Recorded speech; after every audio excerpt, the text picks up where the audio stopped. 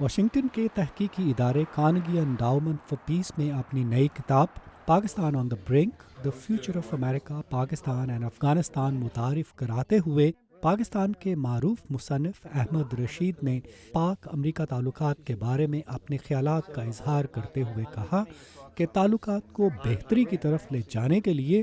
دونوں ممالک کو ان معاملات پر کام کرنا چاہیے جو دونوں میں مشترک ہیں۔ پاکستان اور یونائٹڈ اسٹیٹس کے اگر ایک پلیٹ فارم کامن ایجنڈا ہے وہ یہ ہے کہ طالبان کے ساتھ بات چیت کریں اور افغانستان میں امن لائیں۔ پاکستان کی پارلیمنٹ کی جانب سے دونوں ممالک کے درمیان تعلقات پر نظر ثانی کے عمل پر بات کرتے ہوئے انہوں نے کہا کہ پاکستان کو مزید تاخیر کیے بغیر بات چیت شروع کرنی چاہیے۔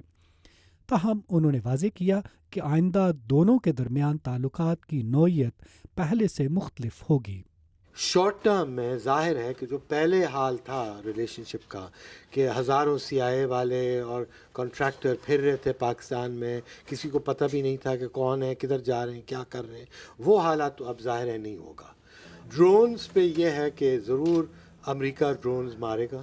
پاکستان آبجیکٹ کرے گا، مگر پاکستان کو کچھ کر نہیں سکے گا ڈرونز کے خلاف۔